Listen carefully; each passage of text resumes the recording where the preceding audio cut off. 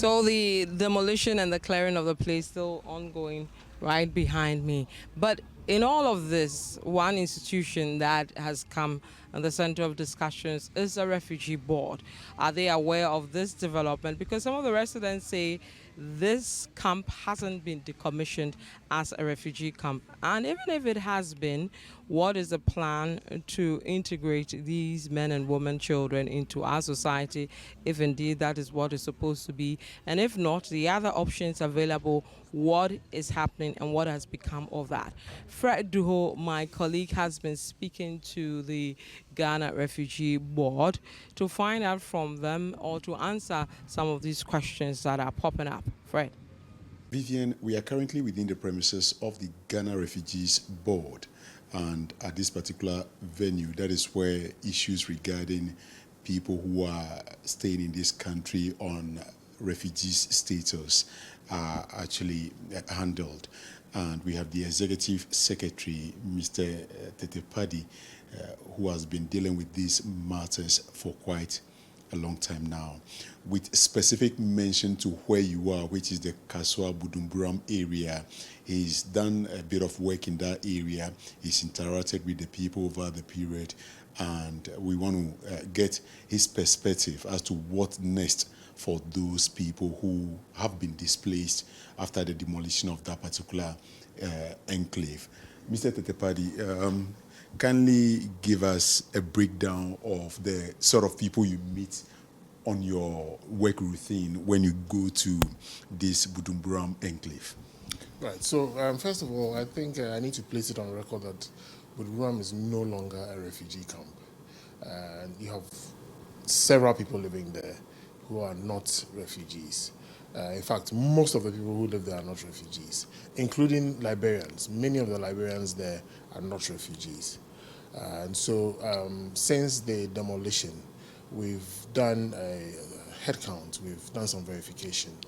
And so far, 268 persons who are actually refugees have come forward as having been affected.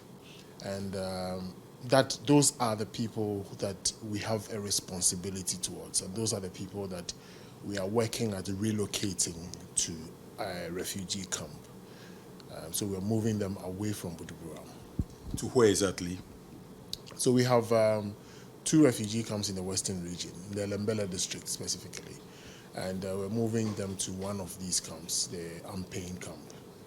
And they've agreed to go, and what are some of the themes accompanying their relocation? So as I said, 268 people have come forward, but of these 231 have opted to go to Ampain.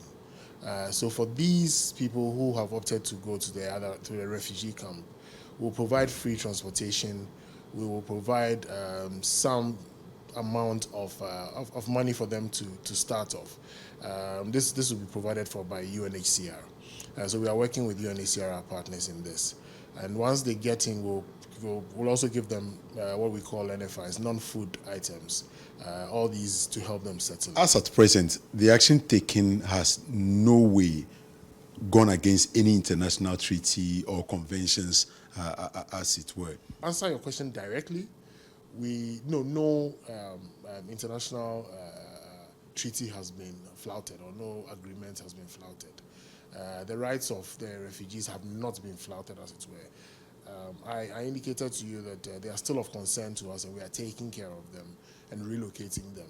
Some of them, as I've told you, are not even prepared to move still, meaning that they will find alternative shelter.